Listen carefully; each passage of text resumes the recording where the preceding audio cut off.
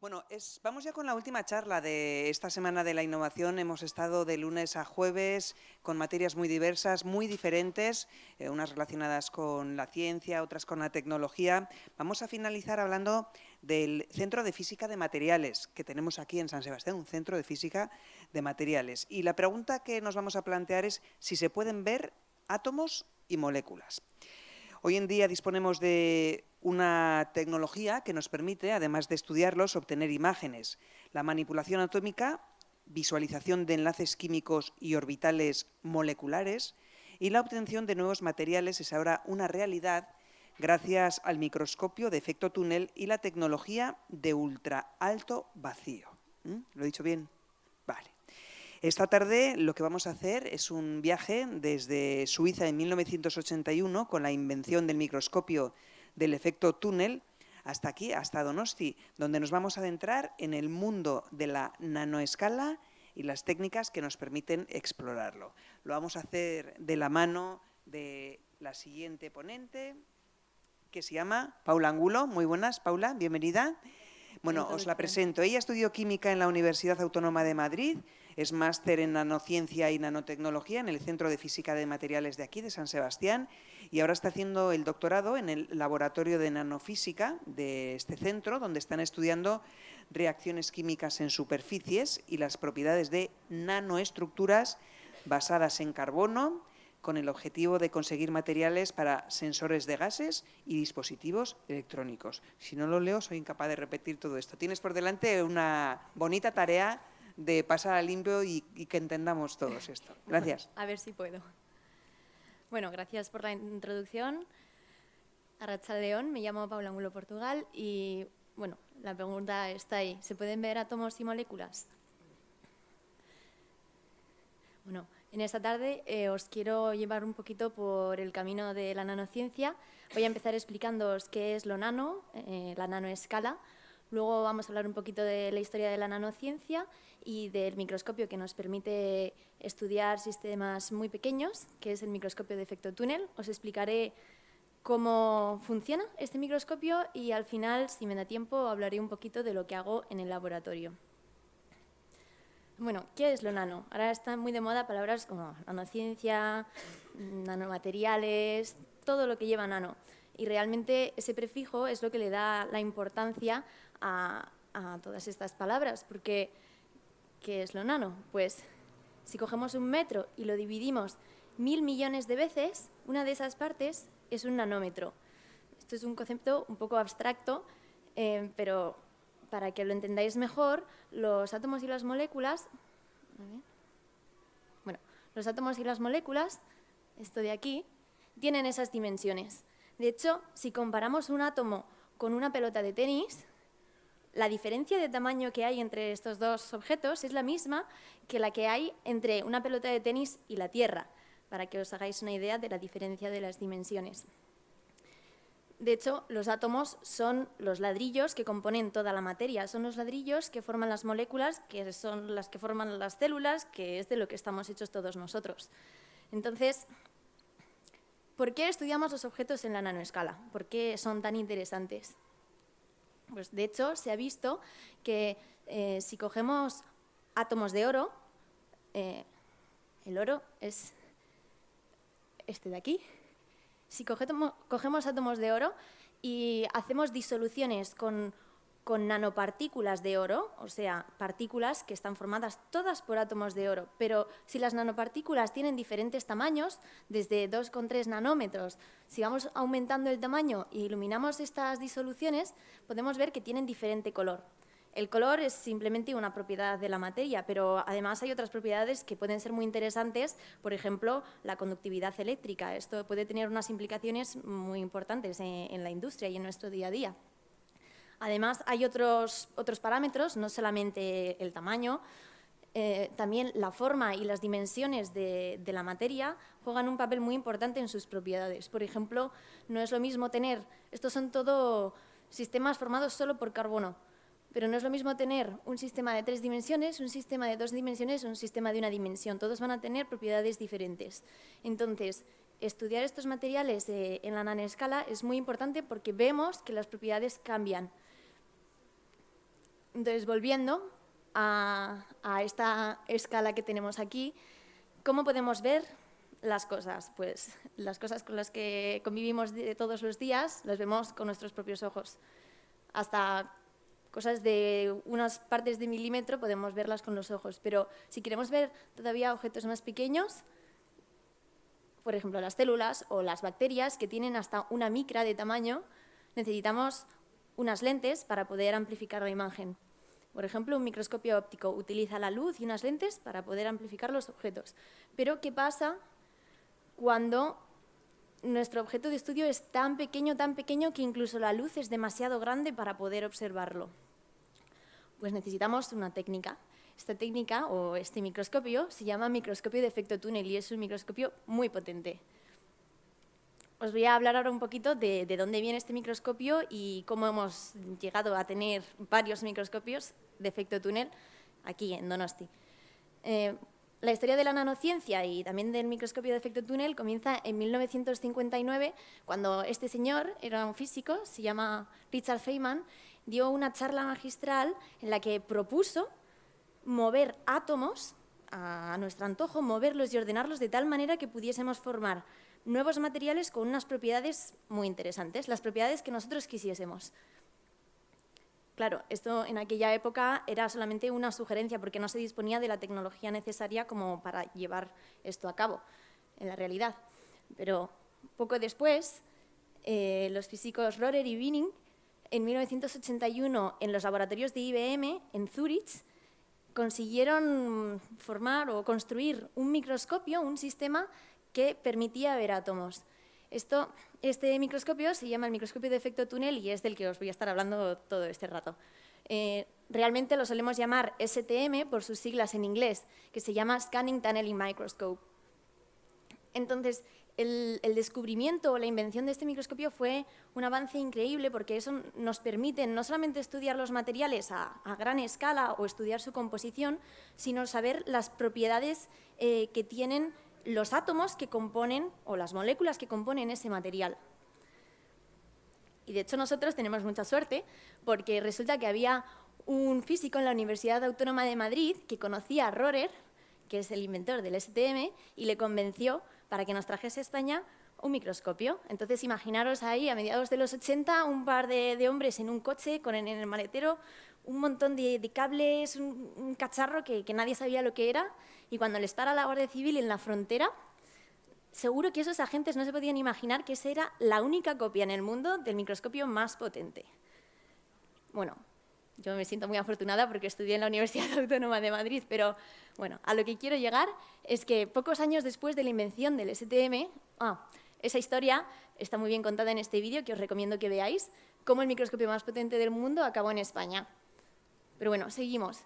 Pocos años después, en el 89, ya se consiguió la primera manipulación atómica. Es decir, este hombre, Eigler, también en los laboratorios de IBM, pero esta vez en Estados Unidos, movió 35 átomos de xenón, que son estos átomos, estas bolitas azules de aquí, las puso en orden para escribir el logo de su empresa. Fíjate, esto se hizo tan famoso que bueno, acabó siendo pues, el logo de IBM. Y bueno, también Cromie en su laboratorio, otro científico, ordenó átomos de cobalto. Los átomos son todas estas bolitas que veis por aquí. Los ordenó haciendo una especie de corral. Y eso también fue un hecho muy importante. Pero vamos a seguir. Ahora pasamos un poco a la era de los nuevos materiales, con el aislamiento del grafeno. Gaimin y Novoselov en 2004 aislaron por primera vez una lámina de grafeno. El grafeno, seguro que habéis oído hablar de él, que también está muy de moda ahora, es una lámina de átomos de carbono, todo carbono. En los hexágonos, en los vértices de esos hexágonos hay átomos de carbono. Es una lámina de un átomo de grosor. Y demostraron, con su aislamiento, demostraron las propiedades tan interesantes que tiene este material para poder aplicarlo en electrónica y en hacer circuitos muy eficientes. Y desde este descubrimiento, bueno, para que veáis la importancia de todos estos hechos, todos estos han ganado un premio Nobel. Bastante, para ser solamente una pequeña rama de la ciencia. Pero bueno, después del 2004 se empezaron a pensar otras formas de construir materiales basados en grafeno, pero teniendo mucho control sobre el sistema que se estaba creciendo.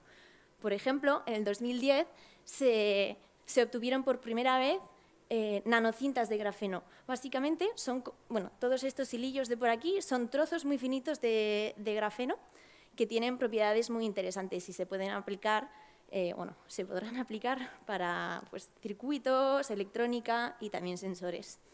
Y con esto ya voy a terminar el viaje por la historia, llegando aquí a Donosti. En 2011 llega el primer STM a Donosti, al Centro de Física de Materiales, y desde entonces ha crecido el número, la población de STMs que hay en Donosti, y ahora hay bastantes en Nanogune y en el Centro de Física de Materiales. Bueno, cuando pensáis en Donosti, cuando yo digo Donosti, ¿qué es para vosotros Donosti? ¿Alguien? ¿Donosti? Bueno, tu casa. Donosti es esta maravilla. Es un lugar increíble, ¿verdad? ¿Y sabéis qué hay ahí, en el campus de Ibaeta, ahí al final del antiguo? Pues hay como una especie de triángulo de las Bermudas para los STMs y para la ciencia, porque en menos de 1 kilómetro cuadrado, aquí, en la avenida de Tolosa, está la Facultad de Química de la Universidad del País Vasco, está el Donosti International Physics Center, el Centro de Física de Materiales, está Nanogune y está el Centro Corta, donde se encuentra el Polimat. En todos estos centros hay cientos de científicos que estudian física, química, materiales y muchos de ellos trabajan estudiando cosas nanométricas. Yo estoy haciendo la tesis en el Centro de Física de Materiales y también tenemos muchas líneas de investigación, pero bueno, hoy os voy a contar de lo que hago yo, que es lo que yo sé. Os voy a contar cómo utilizamos el STM, el microscopio de efecto túnel, para estudiar las propiedades de moléculas y para estudiar reacciones químicas en superficie. Vale. ¿Qué es el STM?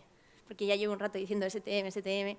Pues en realidad es una cosa parecida a un escáner de una impresora, o también podemos decir que es algo parecido a leer en braille, ¿no? Cuando algo no lo puedes ver, por ejemplo, una persona invidente lo toca.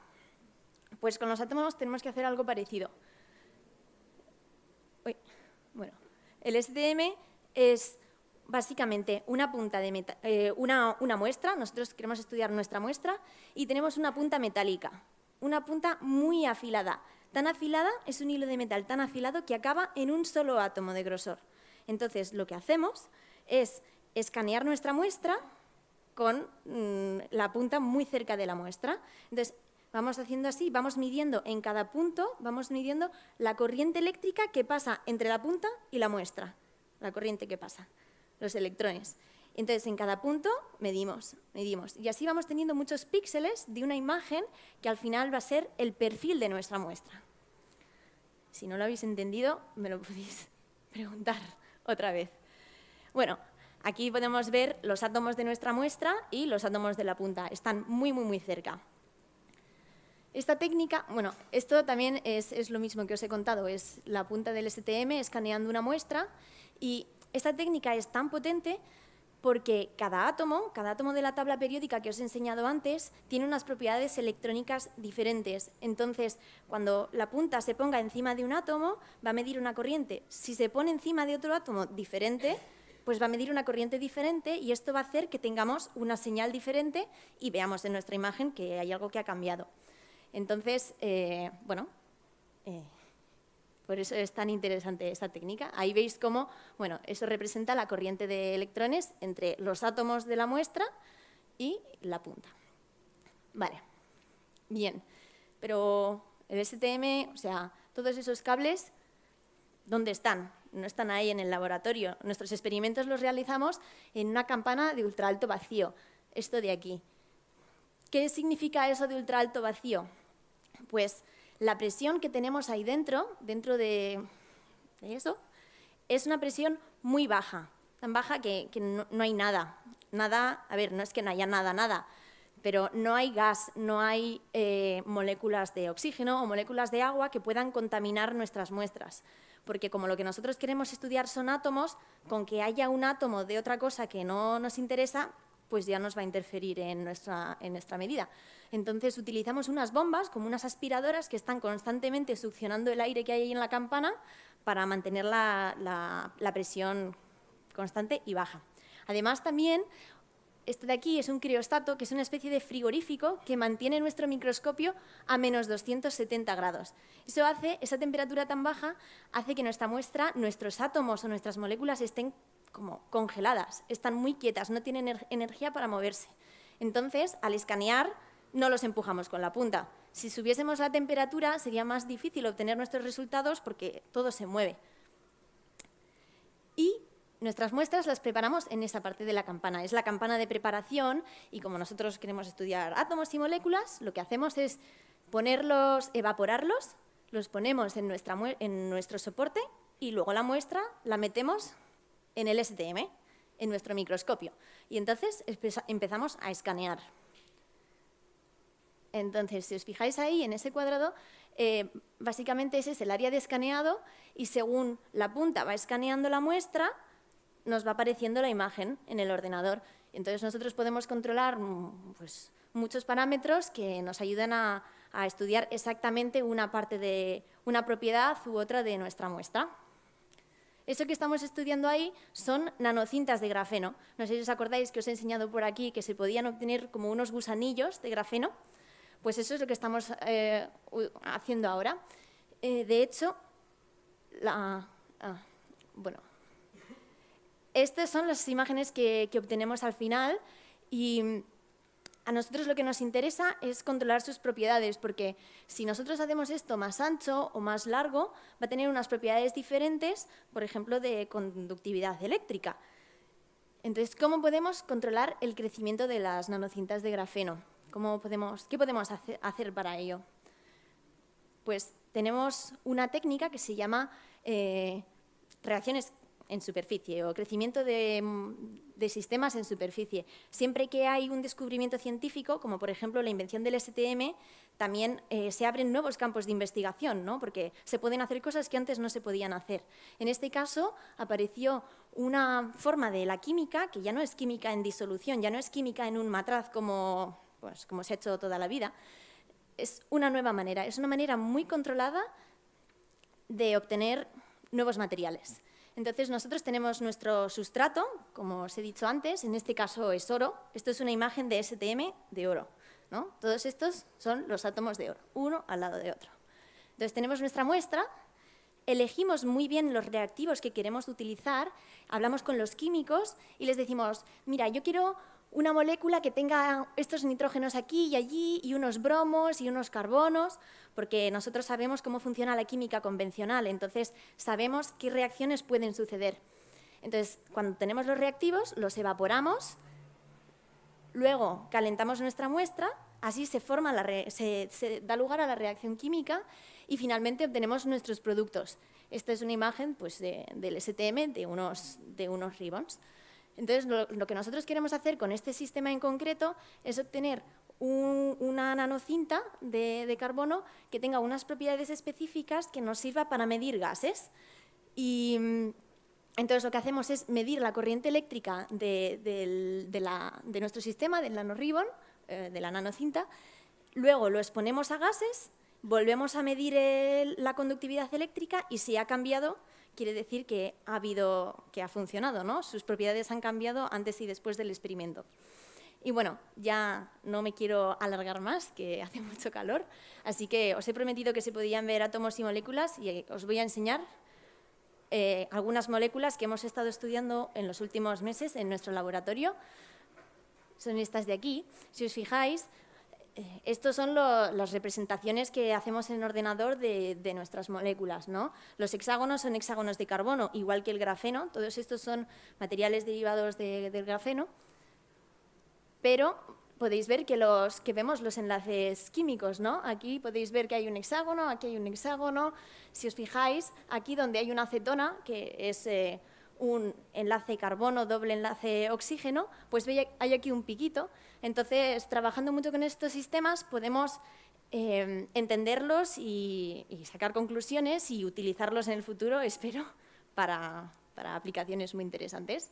Y nada, con esto quiero concluir dándole las gracias a todos mis compañeros que me han enseñado todo esto que os he contado hoy aquí. Y también al Centro de Física de Materiales por darme la oportunidad de hacer el doctorado. Por supuesto, a Innovación Donostia por hacer estas charlas, que son muy interesantes, y a vosotros por escucharme.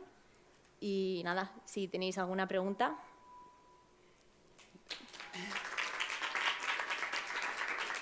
Bueno, no sé si alguien tiene alguna pregunta. Yo sí tengo una. ¿Cuál es tu material favorito? ¿Material favorito? Sí.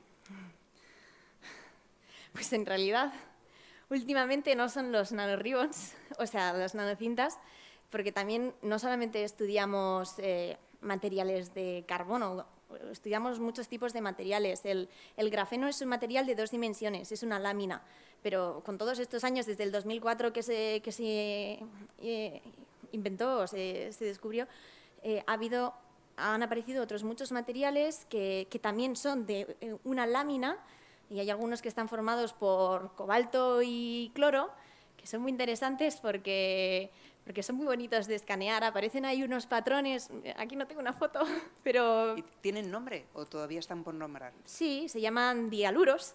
Dialuros porque están formados por 2 aluros y un metal, pero bueno, estos son también muy interesantes.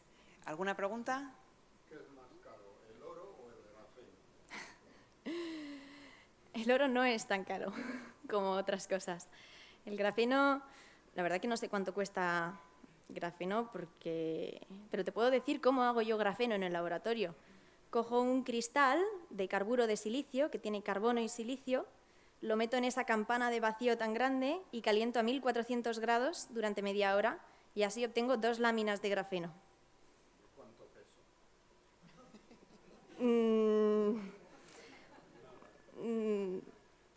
Unos, no sé, nanogramos. No. No lo puedes medir con la balanza de la cocina de hacer pasteles.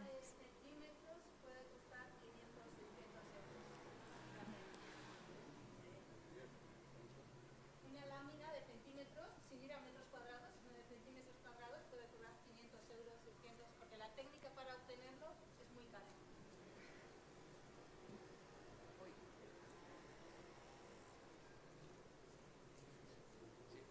Ya has comentado, pero la punta del microscopio de efecto túnel no afecta a lo que estás midiendo, o alguna vez esa conducción puede afectar. Sí, el estado de la punta siempre afecta. De hecho, me paso muchas horas haciendo que la punta sea una punta reproducible. ¿Y eso cómo lo hago? Pues, aunque os parezca una aberración, me dedico a hundir la punta en el metal, en el oro. Entonces, la punta es una punta en principio de wolframio, pero lo que hacemos es indentarla en nuestra muestra porque el oro es un material blando. Entonces, lo que hacemos es indentarla en la muestra para que se recubra de oro y entonces hacemos espectroscopía. Básicamente, medimos cómo conduce la electricidad la punta, de alguna manera.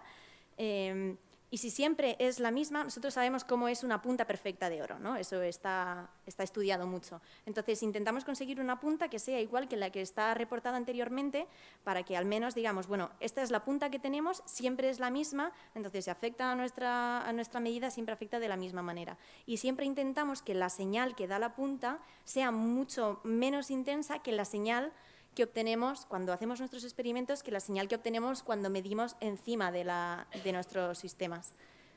Pero sí, siempre afecta. Bueno, no sé si hay alguna cuestión más. En cualquier caso, muchas gracias a todos por haber venido. Gracias a Paula, es una crack, ¿eh? Un aplauso, por favor.